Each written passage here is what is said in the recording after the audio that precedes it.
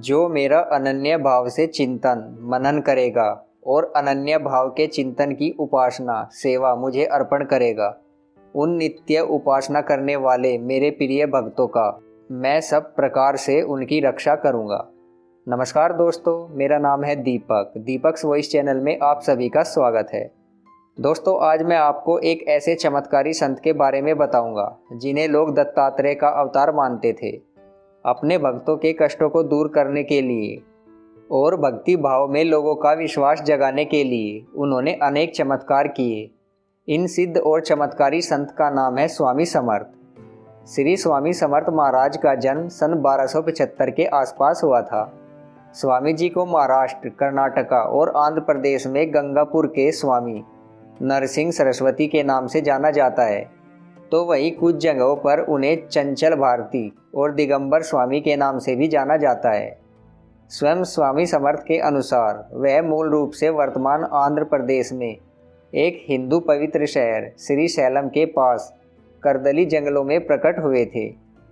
ऐसा माना जाता है कि उन्होंने पुरी, वाराणसी, हरिद्वार, गिरनार, काठियावाड़ और रामेश्वरम जैसे विभिन्न भारतीय क्षेत्रों का दौरा किया। वह वर्तमान में सोलापुर जिले महाराष्ट्र में पंढरपुर के पास एक शहर मंगलवेढा में भी कुछ समय के लिए रहे। वह अंत में अक्कलकोट में बस गए। यह भी कहा जाता है कि पहले स्वामी नरसिंह के रूप में उन्होंने अपने भक्तों को ज्ञान दिया। पूर्व स्वरूप में अलग अलग समय पर उन्होंने लगभग 400 वर्षों तक तपस्या की।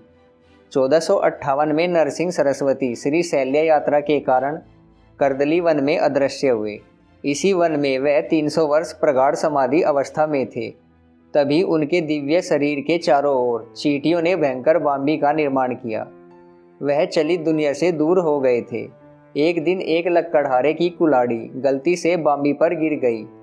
जब उसने कुल्हाड़ी उठाई तो उसे खून के धब्बे दिखाई दिए। उसने वहाँ की झाड़ियाँ व बाम्बियों की सफाई की तो देखा कि एक बुजुर्ग योगी साधना में लीन थे। घबराकर वह योगीराज के चरणों में गिर पड़ा और ध्यान भंग करने की क्षमा मांगने लगा। स्वामी जी ने आंखें खोली और उससे कहा कि तुम्हारी कोई गलती नहीं, यह मुझे फिर से दुनिया में जाकर अपनी सेवाएं देने का दैवीय आदेश है। माना जाता है कि स्वामी समर्थ एक भारतीय संत और रहस्यवादी माणिक प्रभु से मिलने के लिए कर्नाटक के मणिकनगर गए थे, जिन्हें दत्तात्रेय का एक और अवतार माना जाता है। कहा जाता है कि स्वामी समर्थ माणिक प्रभु को भाई मानते थे। अक्कलकोट के परब्रह्म श्री स्वामी समर्थ अपने भक्तों को सुरक्षा का वचन देते हुए कहते थे, डरो नहीं, मैं तुम्हारे साथ हूँ। भक्तों को आज भी इसकी अनुभूति आती है। उन्होंने अनेक चमत्कार किए, जन जागृति का कार्य किया। स्वामी समर्थ क्षण में अदृश्य होते थे तथा अचानक प्रकट भी होते थे। स्वामी गिरनार पर्वत पर अदृश्य हुए तथा दूसरे ही क्षण आम्बे जोगाई में प्रकट हुए। हरिद्वार से काठियावाड़ के जीविक क्षेत्र स्थित नारायण सरोवर के बीचों बीच सहजासन में बैठे दिखाई दिए। तदुपरांत भक्तों ने उन्हें पंढरपुर की भीमा नदी की बाढ़ में चलते हुए देखा। स्वामी जी ने मंगलवेढा स्थित बसप्पा का दारिद्र्य नष्ट किया। उसके लिए सर्पों को स्वर्ण में बदल दिया। उस गांव के बाबाजी भट्ट नाम के ब्राह्मण गृहस्थ का सूखा कुआं पानी से भर दिया। पंडित नाम के अंधे ब्राह्मण के नेत्रों की ज्योति वापस लाई। स्वामी समर्थ ने ये सारे चमत्कार लोगों में भक्ति मार्ग की जागृति लाने हेतु दिखाए।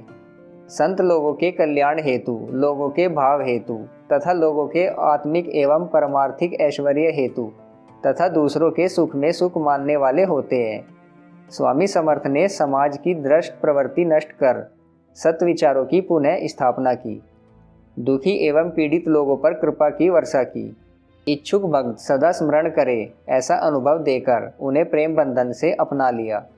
स्वामी समर्थ की दृष्टि में धनवान तथा निर्धन सब एक जैसे ही थे।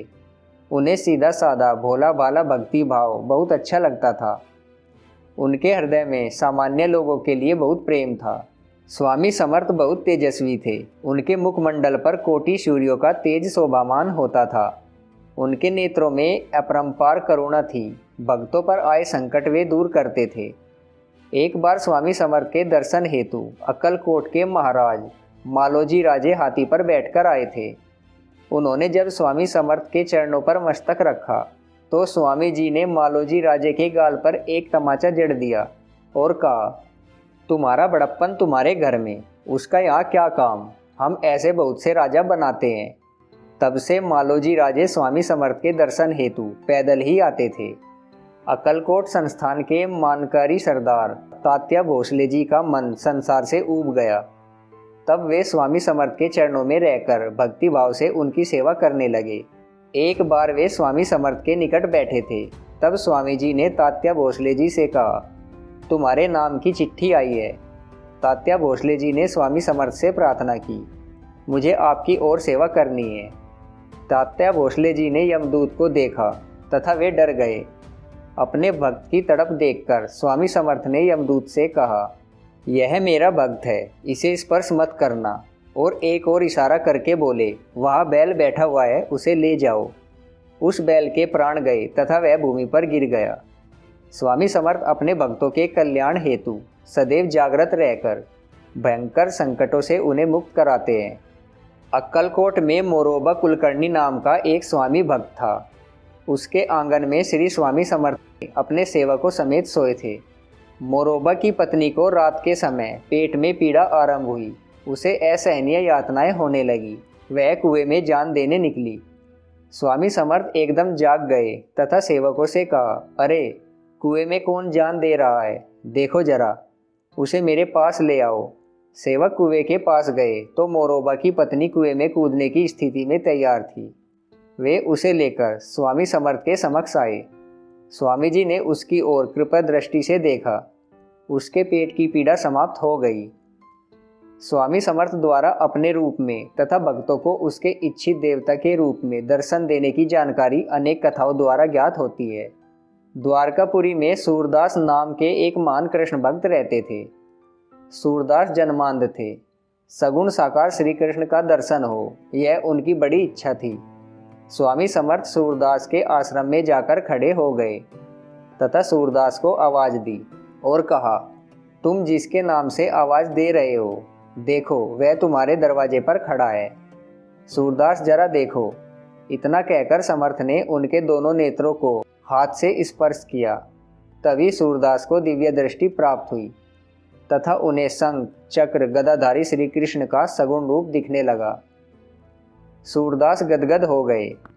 थोड़ी देर के पश्चात चेतना वापस आने पर स्वामी समर्थ ने उन्हें अपनी वास्तविक रूप का दर्शन दिया। सूरदास भाव विभोर हो गए तथा स्वामी समर्थ से कहा, आपने मुझे दिव्य दृष्टि दी है, अब इस जन्म मृत्यु के चक्र से मुझे मुक्त कीजिए। स्वामी समर्थ ने सूरदास को आशीर्वाद दिया कि तुम ब्रह्मज्ञानी बनोगे। जगह जगह पर स्वामी समर्थ के अनगिनत भक्त हैं। 1878 में स्वामी समर्थ ने अक्कलकोट में अपने पार्थिव शरीर का भले ही त्याग किया हो, किंतु मैं गया नहीं हूँ, हमेशा आपके साथ हूँ। उनका यह वचन भक्तों का आधार है।